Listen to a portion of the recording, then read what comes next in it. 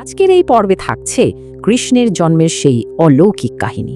কৃষ্ণের জন্মের গল্পটা তো আমরা কম বেশি সবাই জানি, কিন্তু জানেন কি, সেই রাতে ঘটেছিল কিছু অবিশ্বাস্য ঘটনা, যা ছিল এক বিরাট পরিকল্পনার অংশ। চলুন জেনে নেওয়া যাক জন্মাষ্টমী রাতে সেই ৬টি অলৌকিক ঘটনা। কাহিনীটা শুরু হচ্ছে মথুরার এক কারাগারে, এক ঘন অন্ধকার আর ঝোড়ো রাতে। কারণ এক দৈববাণী হয়েছিল যে তাদের অষ্টম সন্তানই কংসকে বধ করবে। ঠিক মধ্যরাতে সেই শিশু জন্মালো, কিন্তু সে কোনো সাধারণ শিশু ছিল না।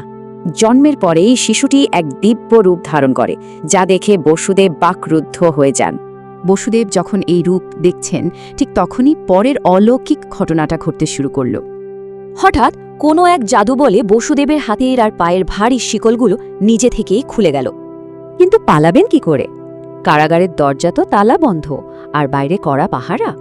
ঠিক সেই মুহূর্তে এক দৈব আদেশে প্রহরীরা গভীর ঘুমে ঢলে পড়ল, আর দরজাগুলোও খুলে গেল। বসুদেব শিশুকে নিয়ে গোকুলের উদ্দেশ্যে এক গোপন যাত্রা শুরু করলেন। কিন্তু পথ আটকালো উত্তাল যমুনা।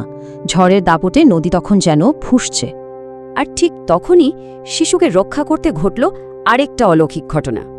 বিশাল সর্পরাজ শেষনাগ জল থেকে উঠে এসে তার ফনা দিয়ে কৃষ্ণকে বৃষ্টি থেকে বাঁচালেন।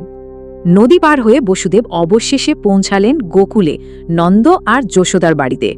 যশোদা তখন ঘুমিয়ে, সবেমাত্র এক কন্যা সন্তানের জন্ম দিয়েছেন তিনি। বসুদেব কৃষ্ণকে যশোদার পাশে রেখে যোগ মায়াকে নিয়ে আবার মথুরার দিকে রওনা দিলেন। কারাগারে ফিরতেই দরজা আবার বন্ধ হয়ে গেল, শিকল আগের মতো পায়ে জড়িয়ে গেল। খবর পেয়েই কংস ছুটে এলো কারাগারে। সে ভেবেছিল যাক, বিপদ কেটে গেছে। কিন্তু কংস যা দেখল, তার জন্য সে একদমই প্রস্তুত ছিল না। কংস শিশুটিকে ধরতে যেতেই সে দেবী যোগমায়ার রূপ নিয়ে আকাশে উড়ে গেল। আর আকাশ থেকে কংস শুনতে পেল তার নিজের ধ্বংসের ভবিষ্যৎবাণী। এইসব অলৌকিক ঘটনা এটাই প্রমাণ করে যে অধর্মের বিনাশের জন্য এক দৈব পরিকল্পনা সবসময় কাজ করে।